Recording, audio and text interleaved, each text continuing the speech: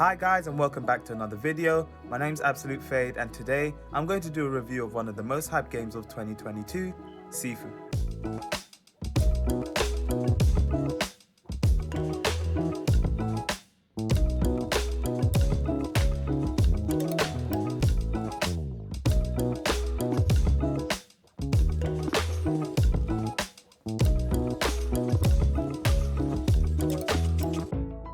The game starts off 8 years in the past.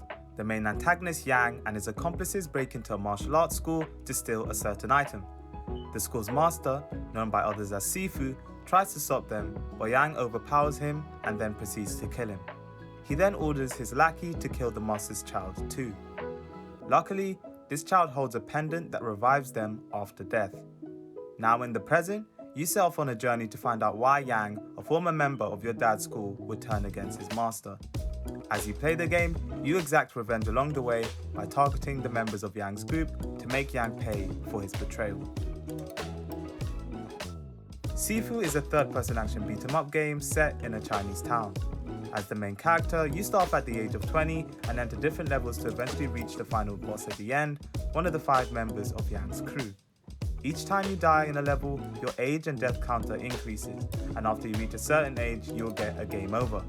If this happens, you will lose all bonuses and moves that you haven't permanently unlocked on that run. However, if you defeat a level at a certain age, the next level you go to, your age will remain the same. As you go through each level, you will gain more information for your crazy wall, which contains information about the locations of bosses, the attack patterns of enemies in each level, etc. Your crazy wall can be found in your home or in the settings menu. One thing I loved about the game is after you reach a certain point in a level, you get access to a key for a path that takes you directly back to that point. This allows you to avoid fighting most of the previous waves of enemies again, which help the game not feel repetitive when restarting a level after you get a game over. Moving on to the combat in the game. The combat in this game was top tier, and I believe Slowclap definitely deserves some awards this year. Going 1v10 and not dying once makes you feel like Madara in the Shinobi War. You start off with a simple set of moves as you start the game, but you can use the experience points you get from beating enemies to purchase new moves for your run. The potential for great combos never ended, and there were many times I got gassed after dodging an enemy attack and following it up with a crazy combo. You get to fight with a side angle shot at multiple points of the game, which makes this experience even cooler. You can buy new moves each time you die, whilst in your home or at a green statue found in each level. These green statues allow you to add one modifier to your character per statue, such as increased weapon durability or increased structure. The developers made sure to make the game difficult by only allowing you to get certain bonuses at a certain age, XP or points amount, so you're forced to actually get good at the game and try to learn the in-game mechanics. You have to deal with the bosses as well, so making sure you age the least amount as possible per level is your goal. Speaking of the bosses, there are 5 of them, including the botanist, the CEO, and the artist, who were all there on the day your character was killed. Cutscenes of your interactions with the bosses before and after you defeat them give more insight into their character and their ties to Yang. I personally enjoyed the boss fights and love the design of the area you fight each of them in, which changes depending on if you're in phase 1 or phase 2 of their fights. I'm not gonna lie, a couple of the bosses had me on the ropes, and I definitely had to pull a couple of these. You might be wondering what the hardest enemy you'll face in this game is. Could it be Yang, the leader of the group?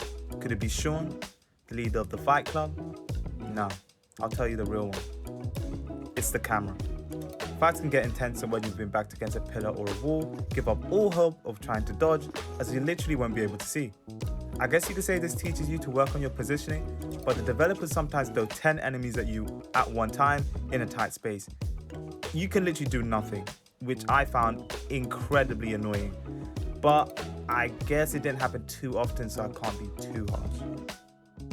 Slowclap intentionally didn't make the story clear in this game, but I felt like it might have been my fault, as I only did some exploring of the levels outside of the main story.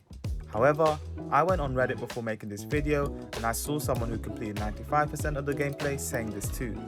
I like to understand the stories of games and movies that I watch, and I often get frustrated when there's no clear plot, so I didn't like this aspect of the game. you're looking for a game with a great fighting system, I would definitely pick this up.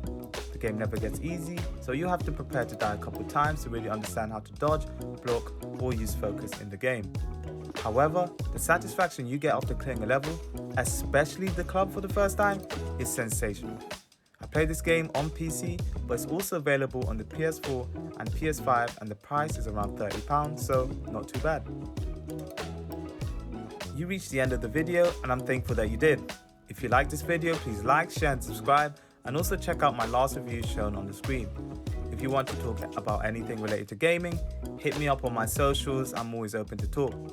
Thanks again for watching, and I'll see you again soon.